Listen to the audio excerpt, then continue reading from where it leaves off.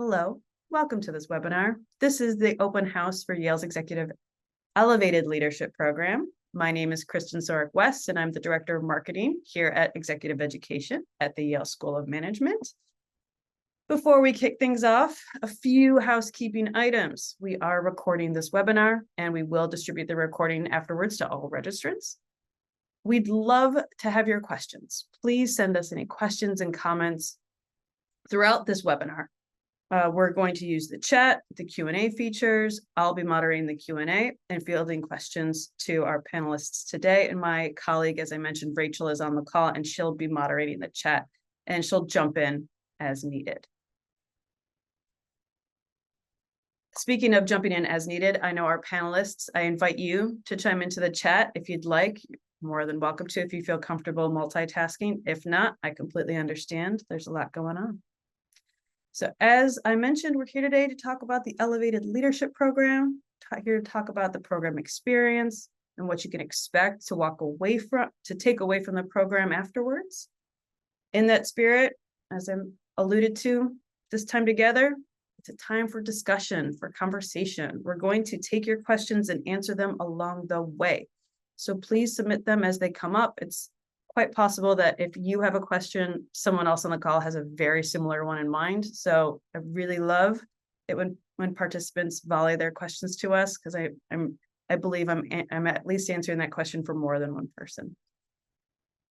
If you're not already aware, the Elevated Leadership Program is one of our blended programs. Blended here in this case means that part of the program is delivered live online, and part of the program is delivered on campus here in one of our classrooms at the Yale School of Management. You may also hear me or one of our panelists refer to this program as a mixed modality program. It means the same thing. Part of the program is live online, part of the program is on campus. And we'll speak to that in a little bit. The program is designed to strengthen your critical leadership capabilities, develop your authentic leadership style, and translate leadership insights into action. We do this in the program through things like assessments, coaching, discussions, and learning and action projects. And I'll be asking our panelists more about that as we go on. So part of the reason why those learning and action projects are there is because we know that the most effective way for adult learners to learn and absorb new information is through application. So that's what we encourage you to do in this program, and we hope that that's something you're looking forward to doing in this program. Elevated Leadership Program is going to be held this fall, October 28th through November 7th. So I'll drop the link to the program in the chat so you can read more about it on your own time. Right now, it's my pleasure to introduce three of our fantastic past participants of ELP on the call with us today. Here is Jonathan Baker, Igor Lees, and Amy McDermott. I hope, Igor, I'm pronouncing your last name correctly. You don't know either? No. Well, it's just 4 letters. It's very difficult to pronounce it incorrectly, so it doesn't matter. Maybe I'll try, just for kicks. Maybe I'll just intentionally try to mispronounce it. Yeah, but maybe after the call so we don't waste time. the valuable time of our, how many are them? 20 participants, 17 participants. Great. 17 for now. More to come. Well, that sounds great. Thank you, Igor. I would love for each of you to go around and introduce yourselves to our listeners. If you could please share your current title and organization, a little bit about your role, and if you'll indulge me, a hobby that you like pursuing. Jonathan, let's start with you. Yeah, great. Thanks, Kristen. Great to be with everybody. Excited for y'all's journey this fall.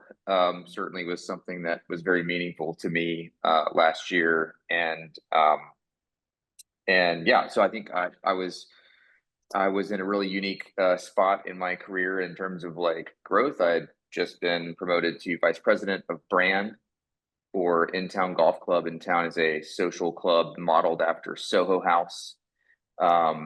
It's a rapidly growing company out of Atlanta, Georgia. I was ranked the number 204 out of the Inc. 5000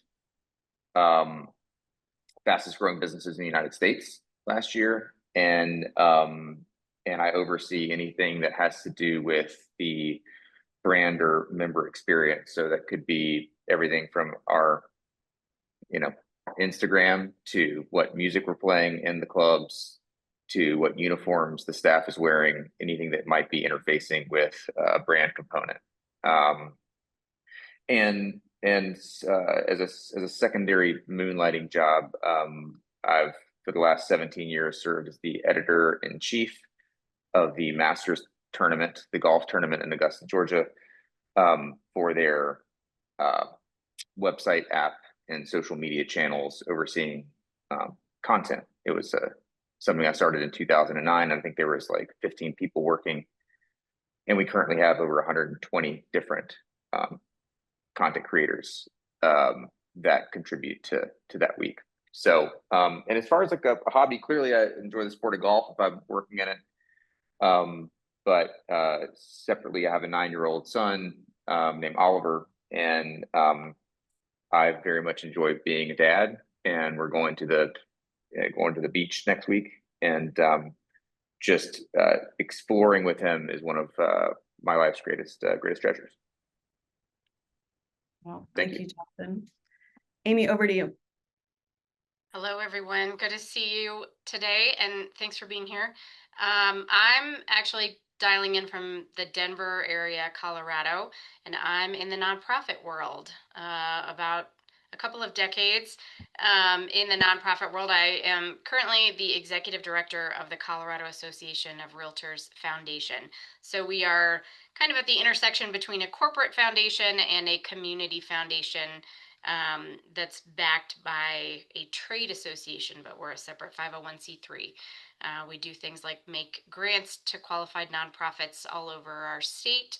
And in about 3 decades of operations, we have touched nearly 95,000 lives and distributed about $11 million in grants. So a decent scale for our state.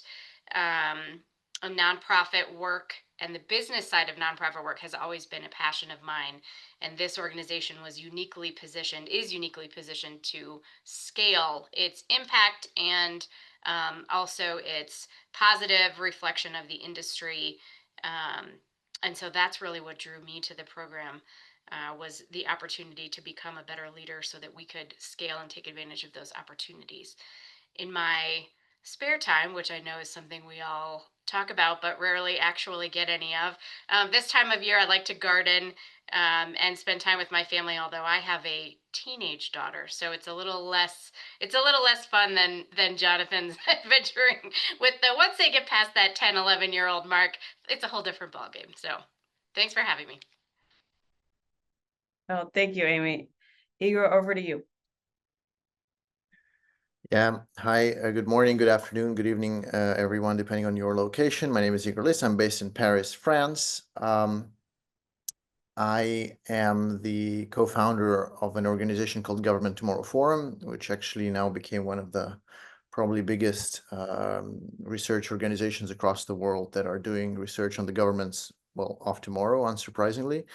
And I also am a CEO and a co-founder of an agency called Gambit that is doing public sector and large-scale private sector advisory on strategic issues, like basically what will the world of tomorrow look like. And for me, joining the program was super interesting, first of all, because I grew up between France and the United States, so it was interesting to also create an academic bridge over the Atlantic. I did most of my studies on this part of the ocean and less on that side, so I wanted to balance it out. And also, I was really confronted in my work that brings me in front of leaders of international caliber, ministers, heads of states, CEOs of transnational corporations. And I was very interested to see if I can get inspired to be at least half a good leader as they were, and specifically how to manage teams that are ad hoc teams, because my own team is quite small, but we work on projects with a team of tens of people that I do not know, that I don't have an experience of. And it was extraordinarily interesting to see and to learn what are the on-point leadership techniques, what are the extraordinary people, that can teach us great things. I read a couple of books of some of the professors in the program prior, so I knew more or less the level of the knowledge and of the know-how that I would be learning. And that was my initial idea. But when I joined the program, actually, I realized that the best part of it was also the incredible people that I met, including Jonathan, including Amy. And that was really awesome. And except working, trying to invent the future of governments and learning, I play semi-professionally video games, and I'm an esport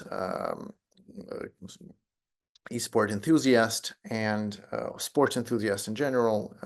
And I also am trying to write a philosophical thriller. So all the spare time I have, I spend either playing or writing. So that's for me. Love that. Thank you, Igor. I am excited to see that we already have a question in the chat, and I feel like this is actually a great way to dive into the program, because some folks on the call, I expect them to know a lot about ELP already, and they come kind of wondering what happens after this program. And we have a question about what immediate impact did the program have in your work when you returned to the environment? Igor, I see you have your hand raised. Would you like to go first in answering this question? I don't think this. I mean, any answer to this question will necessarily be subjective, right? So I just want to bring, let's say, a perspective to any eventual answer to this question. The perspective comes from the fact that in reality, any executive education program will not, at least should not, at least in my opinion, be seen as something that you acquire as you acquire a car, and then you say, well, I bought a car and I can drive in it. It's not something that you go and you return and then it just, your life becomes, entirely different. It's like going to a Shaolin monastery in Tibet. You follow, people tell you things, you live through experiences, you get connections, human connections with the talented individuals who each in their own right give you, like, in a form of a gift. For example, just to give you an example, one of our classmates of the program, we just had a call yesterday, and we will be producing the short movie that he wrote. So that these things have nothing to do with leadership or with business or with management, but these things just happen. So I think the immediate impact that the program did, at least on me, and I think it's the case of most of the participants, is that you enrich the toolkit that you have for the different types of situations that you face in life. They're not necessarily business related, they're not necessarily organization related, because just you are a person with a enlarged toolkit. You have more ideas, you have more methodologies, you have more tools that you can apply to different situations.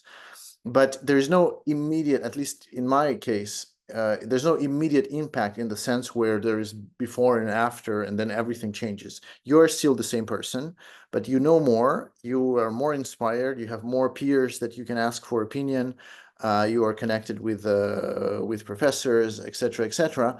So I think that's the best way to look at the program, not to expect it to, give you a certificate and then you come back and then your boss gives you a raise. I think you should look at it as it's something that enriches basically your personality, and then it's up to you to apply it or not, to remember what you've been told or to forget it, or because probably you will not be able to remember anything anyways, but what sort of tools you remember, etc. So that would be my sort of framework answer to this. I hope it makes sense.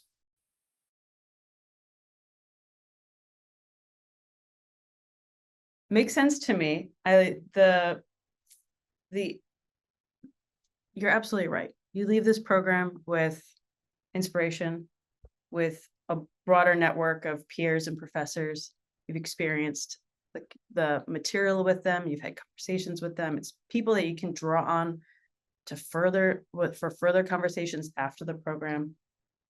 The inspiration that you gather might be from them. It might be from the session material. It might be from the faculty member. And all of that is ready for you to apply when you return to work. Amy, why don't you go ahead? I would agree with everything that Igor mentioned, particularly regarding having new perspective from from our cohort, but also from the faculty.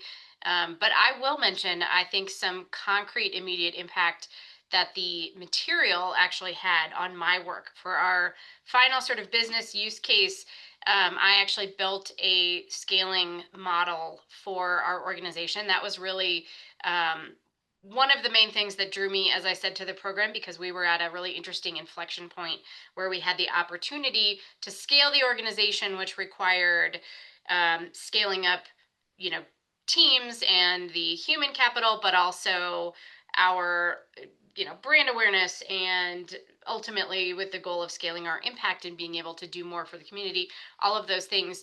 And those are opportunities that don't come along very often. But it also meant that there was no pre-existing blueprint, which for me was really exciting. But so that business use case model that I developed for our final project is, I'm still working through it today. That scaling plan has impacted and has driven everything that I've been doing in the 9-10 months since then, to grow our organization and scale it, all of the different pieces of it, and the different case studies and tools that we learned as part of the material have informed those very actionable kind of things that I have been doing with the organization.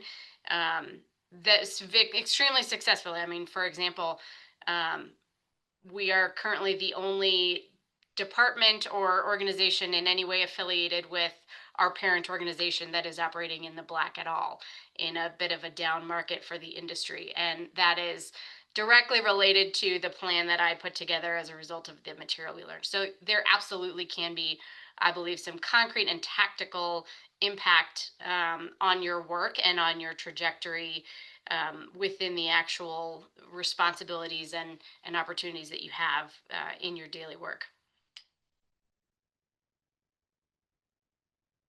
Thank you, Amy. And I actually would like to pop this over to Jonathan, because I think you might have some more, might have more to share on the concreteness of the impact in your work. Yeah, sure. Thanks. So I don't know how much you guys have really studied about the particular elements of the course itself. But one of the things that you do in the course is this exercise called your reflected best self. And this is a really important part of the pre-work that you do before you arrive on campus. And the reflected best self has been the greatest gift that I have received as a working professional. And I wish that everybody had the opportunity to go through the exercise itself, which is essentially, you have the excuse to ask 20 people in your orbit, and maybe it's your parents, maybe it's your former bosses, maybe it's a mentor, maybe it's somebody on your team, maybe it's somebody from childhood, to tell a story about you when they saw you at your best. The only time we have opportunities for people to talk about, to hear stories of yourself is when you're getting married, or in a toast, or at your funeral. And so what the exercise itself is getting these 20 folks to write stories about you. And what it does is, or at least in my experience, it uncovered things that I had no idea they were strengths. And it certainly gave me a refreshed sense of confidence in some things, in a variety of different skill sets where I think I was taking them for granted. But where it really kind of interestingly was applied to my actual job, and how I was able to sort of manifest that into something else, is the one thing that was reflected back to me was the style in which I communicate, how I send a text message or an email or set up a meeting. And a handful of different people in my reflected best self all said the same thing, which is that when you get something from Jonathan Baker, it feels as though it is a little gift. Everything that's in the email has been thought out. It's got context. It's got hyperlinks. Instead of making you chase things, it summarizes previous correspondence, what have you. I had no idea this was a strength. This is just how I've always done it. And So at the time, we were having some issues with my team in the realm of communications. And so I kind of did a little one sheeter for my little group, and that kind of outlined, hey, here's I've gotten some feedback on this is maybe an effective way to communicate. Here's how I do it in case it might be helpful to you guys. And the feedback from them after going through a very simple exercise was that they were so enthusiastic about it. They asked our CEO if I could lead the entire company through it, in which I did. I did an entire communications protocol leadership class a month ago, and got some really positive feedback from it. So here's an example. I think if nothing else, the opportunity to do the reflected best self is a gift. Very rarely do you have the opportunity to ask your peers, your mentors, folks that work for you and around you to talk about your strengths in a way and it takes some courage to ask them. And it takes some work to be able to make sure they're filling out the forms. But to be able to hear some of the positive stuff, I think it is a really, it's a real opportunity to recognize where your strengths are and where your authentic leadership actually lies.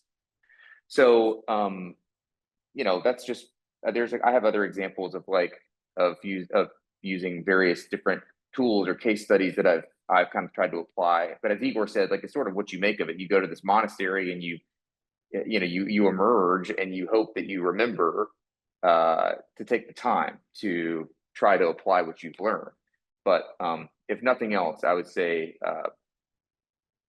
take the reflected best self component of the Yale elevated leadership program seriously, because it can be a real gift to you personally and professionally. And Amy and Jonathan, thank you so much for sharing those examples. I love how it sounds like, and Amy, tell me if this isn't true, but it sounds like you both have shared wonderful examples of how your experience in the program has made a direct impact, drawn from a leadership assessment, which is one aspect of the program, as well as some of the session's subject matter. So, Amy, were there specific sessions, were there specific topics that helped you put together that scaling model, that proposal for your organization, for you? Yes, for me, the most impactful um, piece of material was a case study around Amir Dan Rubin's work with creating a North Star kind of purpose for an organization. And that is something that this is a little bit nuanced. As a nonprofit, we have a mission and a vision, and many corporations do as well. But the idea of having a North Star for the organization that is essentially a purpose that it's aligned with the mission, but it's not your specific mission statement. It's really more of an experiential kind of a purpose for all of our stakeholders. The idea of implementing something like that was like a light bulb went off for me. It's a case study I've referenced a number of times. I've certainly tried to nudge our parent organization into bettering their own, organization by using it. They stubbornly refuse, to their own detriment on occasion, but that's part of the subjectiveness of this, right? Is we're utilizing it for the foundation, and it has become truly that compass North Star for us that we're aligning all of our different workflows to through that scaling plan. That's been absolutely the most impactful piece of material and session. Although I will also say, as a leader, I have always been more of a builder or an operator. I'm good at cultivating relationships and culture, but lacking perhaps, or previously was lacking a bit of skill in holding folks accountable for their performance, right? That was something that always seemed to sort of elude me in building really high performing teams. And so our sessions in conscious accountability and positive leadership helped me to be able to take that culture piece, but also instill some of that accountability piece and ownership and investment in those teams. And to answer one of the other questions that kind of goes along with this, is that positive leadership session, I think was most influential in helping me to develop better boundaries, both within the professional kind of realm, but also outside of it in terms of protecting my time and thinking time and well-being in order to be a better leader. Amy, it sounds like we need you to teach that case study to your parent organization. Very much so, yes. You can lead a horse to water, right? But Mm-hmm. Um, thank you. Thank you for sharing that, Amy. The question in the chat about developing professional boundaries, Jonathan, Igor, any thoughts on that one in particular? Well, I might connect the answer to this question with the sort of big framework answer that I gave, and what Jonathan said about the best reflected self exercise. There is another exercise that's a part of the program that I really appreciated a lot. Professor Boyd was actually, we started by running some sort of prioritization of your like things in life and what really is important and how do you want to get there. And that was a very, very, very strong and I think it was a very powerful methodology that I use to this day as well. And I think, once again, the question of professional boundaries, it's a good question, but I would invite every single person considering this program or just considering like to elevate themselves in general life is to stop thinking about these any of the leadership programs, of which the Yale's is definitely the best there is, as something that is there to solve your business or work related issues. This is not the case. It will give you tools for you as a person, and then specific versions of these tools that will create a vector of your personal development towards your organizational efficiency. But it's your better professional boundaries, you will be able to create them for sure. There are tools and there are toolkits that are given to you that will allow you to better evolve within an organization, vertically, horizontally, all sort of relationships. But the important part is that your personal boundaries in life, they don't like the way your brain functions. They do not care if they are professional or personal. They're just your boundaries. So you need to think about it in that way. And this program definitely gives you this opportunity, because leadership is not just about work. You might be a leader in your family, in your friends group, in your, I don't know, tennis club, in your golf club. The leadership is about your relationship with people. So the program helps you understand who you are as a leader, what leadership is about, and what are the things that you do well, how others perceive you, and how you can build on that. Now, I'm sorry if I'm repeating myself, but I just think it really is important that it's what you do with it. If your main focus is your professional life, then you will apply in your professional life. If your main focus is your relationship with people in general, you will apply it there. I remember we went with a couple of peers. I think it was Professor. I'm not sure who that was. We went to his office hours, and we could discuss issues from our experiences. And so there were three of us, and all three asked completely different questions from different perspectives. Mine was about dealing with teams that are composed of people who are senior leaders themselves, who work in different organizations, and they go into the project that is an ad hoc team. So, for example, there are people from 5 countries, ministries, departments, and private organizations. They are in the team, and I'm the leader of the team, and I do not know even these people, and I will not work with them afterwards. So how do I position myself? That was my question. But 2 other questions were completely different. One of them had nothing to do with business at all. It was about how do you deal with people who come from to work to an organization from prison. How do you build your narrative, and how do you communicate, and how do you create trust environment both ways? The third question was super business oriented. It was about a specific business case in an organization that the person was managing.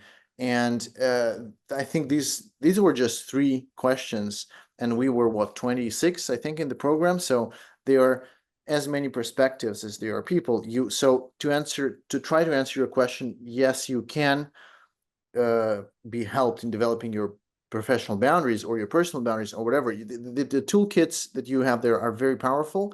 And last thing I would want to add here because I think Amy and Jonathan will agree that one of the most impactful things during the program is listening to other students talk about their problems and how they think about life and how they think about you and themselves.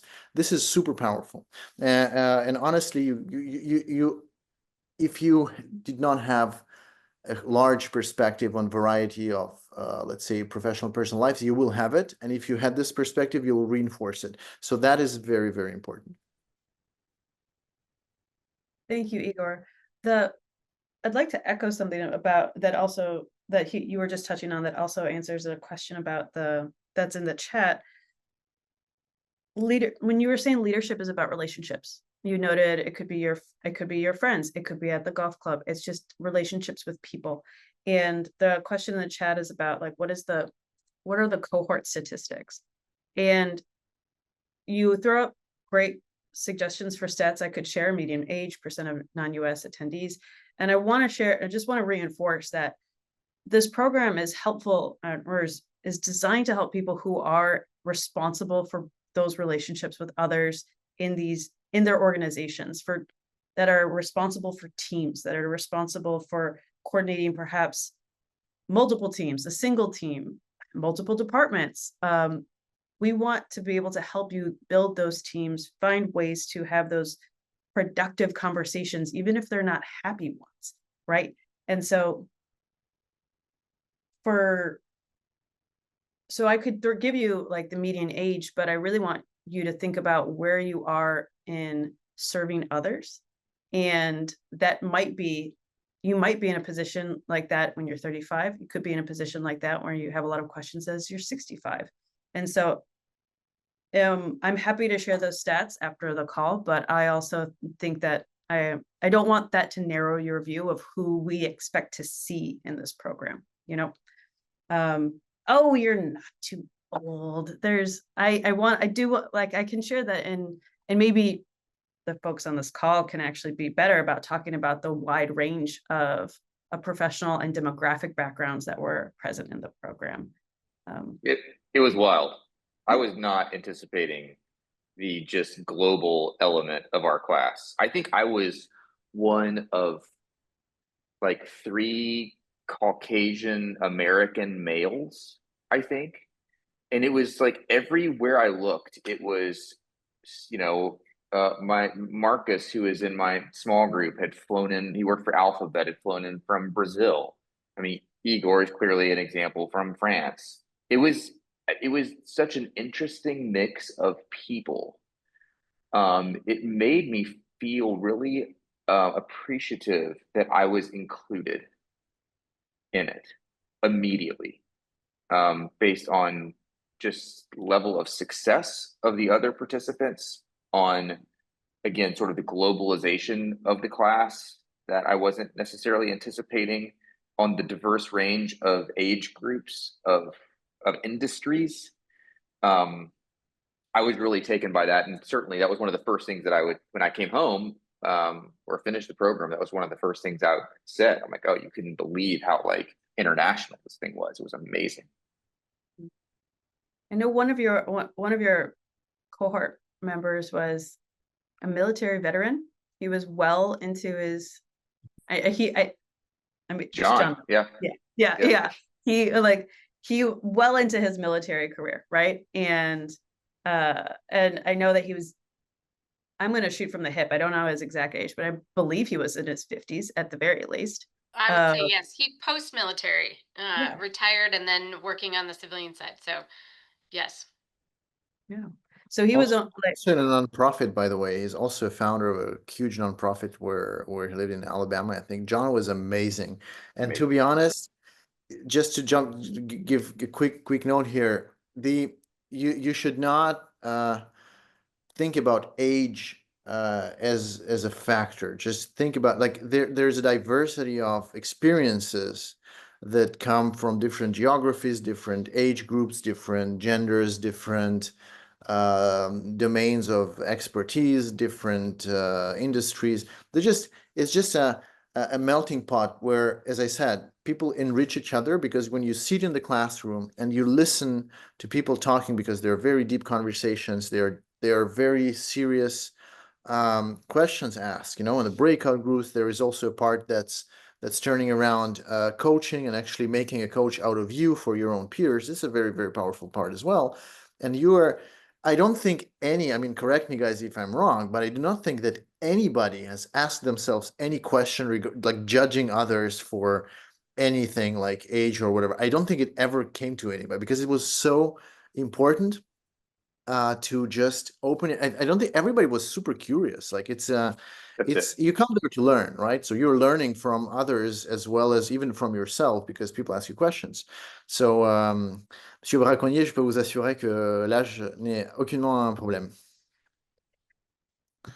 I'm gonna hope I that love what the- you said was flattering. But over to you, Jonathan.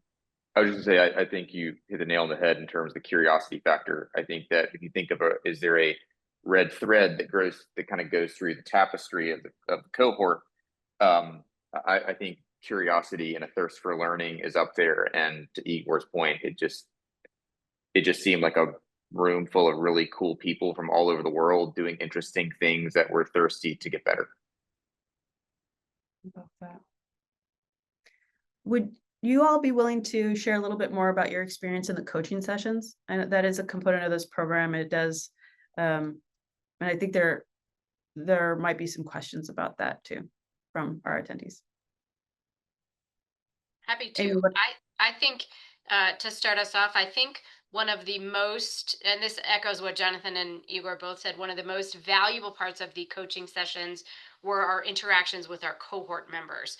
Our coaches, I think, did a wonderful job of being guides for us to have those interactions. But in talking with another cohort participant that acted as a partner in those sessions, the new perspective.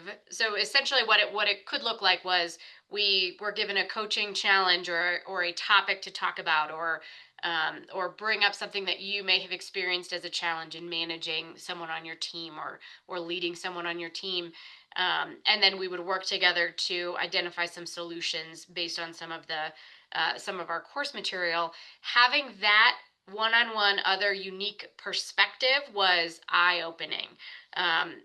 Having a partner who came from the completely opposite side of the globe, in a completely opposite, totally different industry, with a completely different background, for that person to be able to shine a spotlight on your challenge and give you a completely new outside the box perspective on it was incredibly valuable, and still something that I reflect on all the time.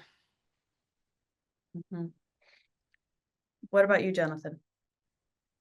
Yeah, I was gonna say I had a really interesting coaching session that was incredibly helpful, that came from the coach, Jen, in which we had come back from New Haven, and we had a virtual session with our small group, and she just opened it by saying, "How are you guys feeling since you got back home from Yale?"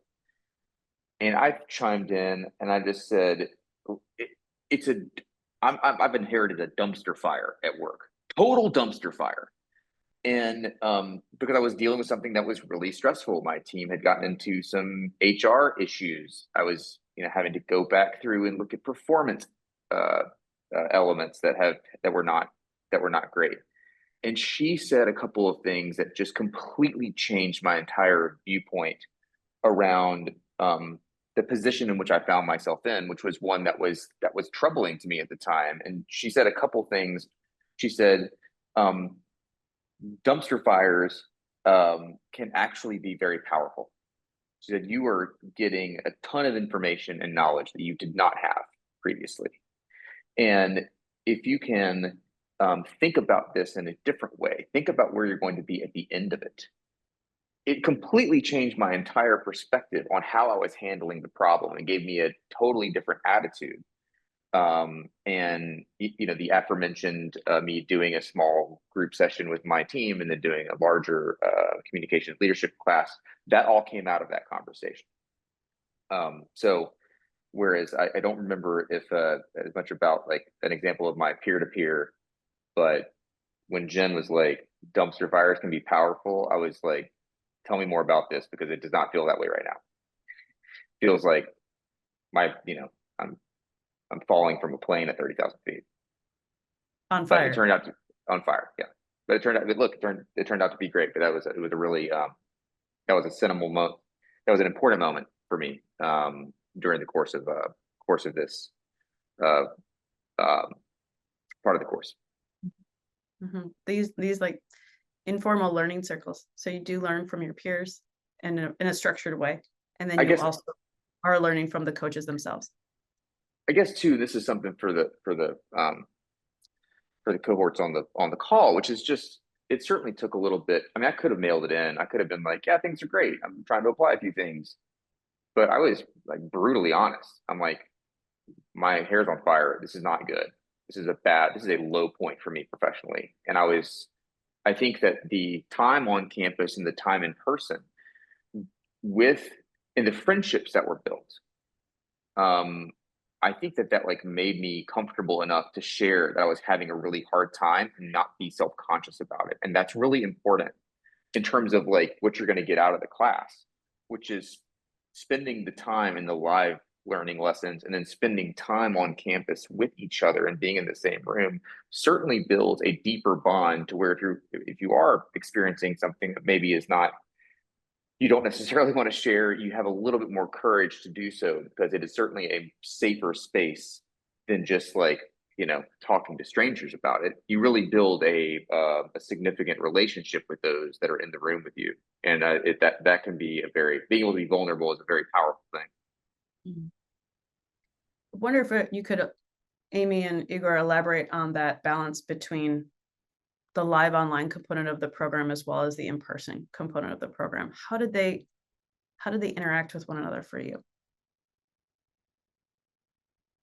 Yeah, well, to be honest, I think the on-campus thing is really what counts, to be honest. Like everything, like the work before is preparing you for the work on campus, and the thing after is actually following up on what you did on campus. The real thing is the campus. Like, yeah, the official messaging would be, yeah, both are important, whatever. But in reality, I think the power of this program is what happens on campus.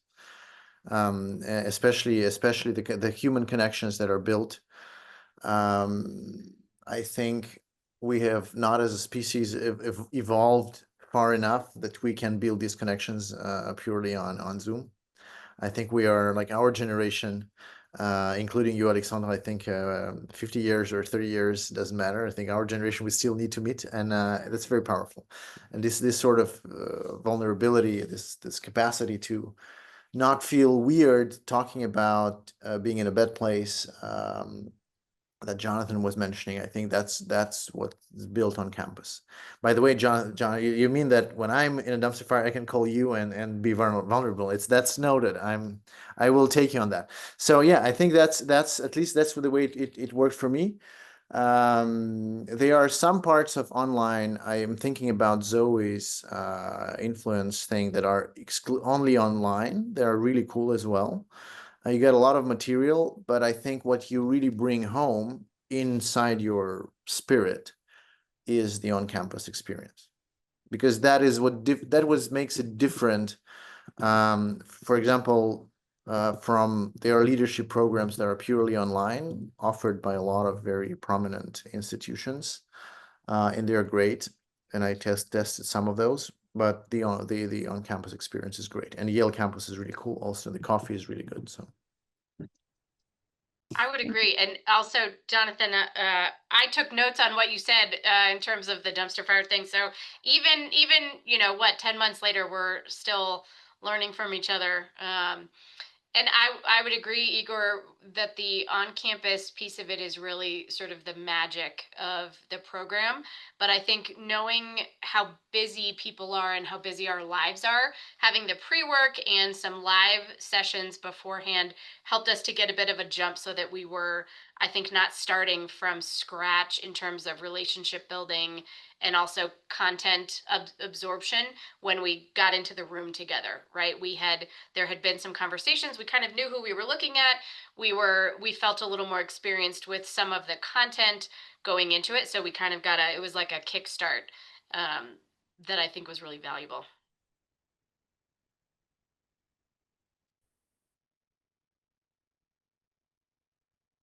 I'd like to invite those who are on the call to submit their final questions to us. We've just had a really robust 45 minutes of conversation, questions and answers. And I'm And I- sorry, Chris, can I do a super quick comment on Alexandra's question regarding relevant people who do not want to lead? Because I think that's a super important question.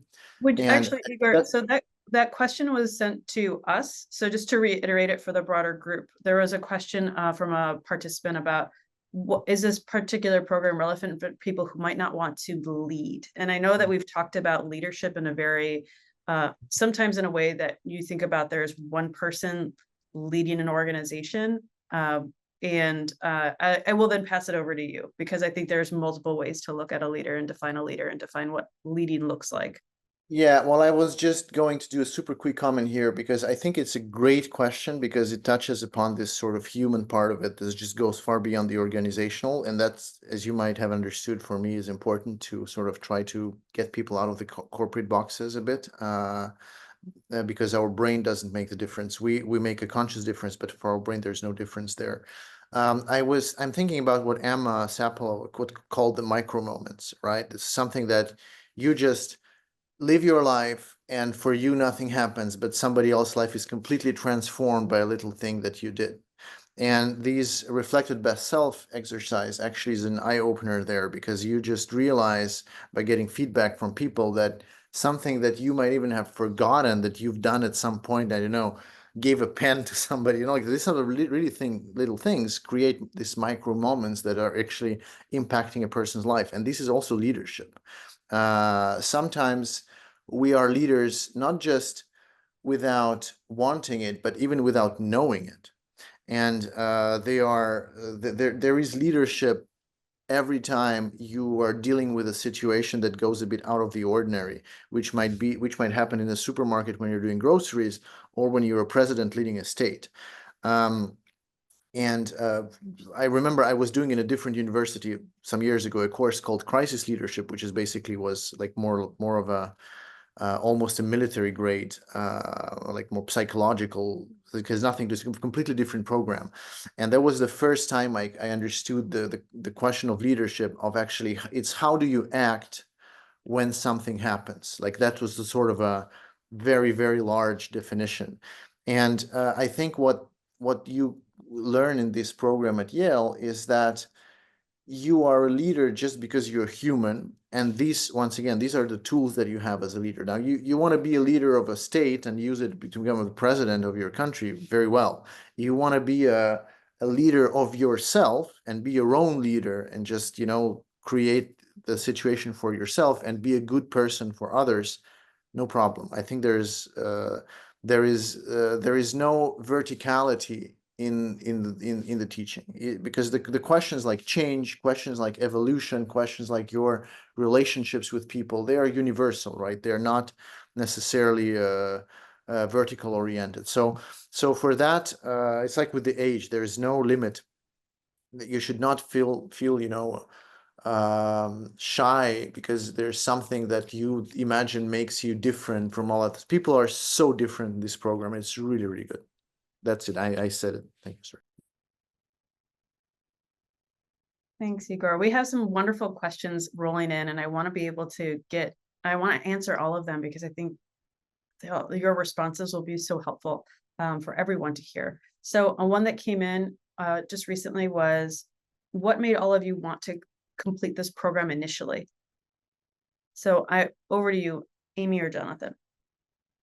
Sure. I had completed 2 previous executive education programs, both asynchronous, So not live online, entirely online, sort of on my own pacing. And the material was fantastic, and they were extremely helpful. So when I saw that the ELP program was being launched with the hybrid model, it was the perfect next step at the perfect time professionally. So that was very much self-initiated, and it was well worth it. Yeah, I had not done any other courses before. This was my first one, but I was sort of at this point to where I had kind of reached this level in my career that I'd spent 15 plus years really as a creative, as a doer, as a producer, and all of a sudden, I'm in this rapidly growing company, and I need to probably get out of just producing and try to also like help be a little bit more of a better leader, to figure out what that meant for me. Because like the question, like I'm also not necessarily great at like directive, but like to Igor's kind of storytelling around the micro moments and how you're a leader, the way that you show up at work, the way that you speak to people, the way that you are at the grocery store, like whatever it might be. There's a mentality of like kind of always serving and carrying yourself in a way that's kind and that's thoughtful. And the thing that really definitely appealed to me was, and both Amy and Igor spoke to it, was just the on-campus component of it. I think there's certainly a magicalness to Yale, and I think that the Yale team works really hard to make the experience there uncomplicated for the student. It's very much thought through to where like you just need to show up and be yourself. Your desk is set for you, the agenda is set for you, and I think that you will, by being there together and being on campus, I think that you will walk away with a strong sense of belonging and feeling welcomed. And that was something that was just added. You're going to gain knowledge 100% no matter where you're doing this. But I think in your heart, it makes you feel a little bit. It lifts your spirits more to feel as though you're a part of something a little bit bigger than yourself, and especially at an institution like Yale. And that's what was. That's part of what drew me in. But I was surprised and delighted with how well they executed the programming and all the little touches from what your desk looks like when you walk into the classroom for the first time to events at night, and again feeling like you're part of the Yale and New Haven community. Thank you, Jonathan. That's sweet of you to say. We try really hard to make your time on campus memorable. We try really hard to make your time on campus one where you can focus on being here, and being here physically, but more importantly, being here like mentally and emotionally. So we try really hard to curate the material in a thoughtful way, in a way that will deliver that impact, that value that you're seeking, and also in a way that facilitates learning, because there are so many opportunities for distractions, for external forces to just insert themselves and pull your attention away. And so we do our darndest to make sure that you're here with us and that you're learning and you're being inspired. We have more questions coming in, but I realize that we are coming up at almost being an hour together. And so I'm going to invite everyone to email me afterwards with their questions. And for those questions that I have in front of me, I will also proactively reach out to you. I will be sending everyone an email after this webinar with the webinar recording, along with my contact information and Amy, Jonathan's, and Igor's, so you can connect with them afterwards if you have questions specifically for them. So yeah, I'm going to wind things down. I want to thank everyone. I want to thank you, Amy, Jonathan, and Igor, for giving us your time today, for sharing with us your experiences. Thank you everyone on the call for joining us and sending us so many fantastic questions. And please keep them coming. Please send them to Amy, Jonathan, and Igor. Send them to me. I will happily answer what I can. And if not, I know that there are other smart people on my team who are able to assist you. If you have anything else, any final thoughts, Amy, Jonathan, or Igor, that you'd like to share with the group? No, thank you very much, Kristen, for organizing this. I think, once again, if anybody has any more questions, happy to try to answer. And the real thing is that I think we live in in very interesting times in general, be it in organizational level or global level, national, international, philosophical, whatever you name it. And I think the more you learn about yourself and about the world around you, the better you're equipped to deal with these change. And be it Yale or anything else, I definitely invite everybody to keep studying and learning for like forever. But Yale is a very, very good option there. Thank you.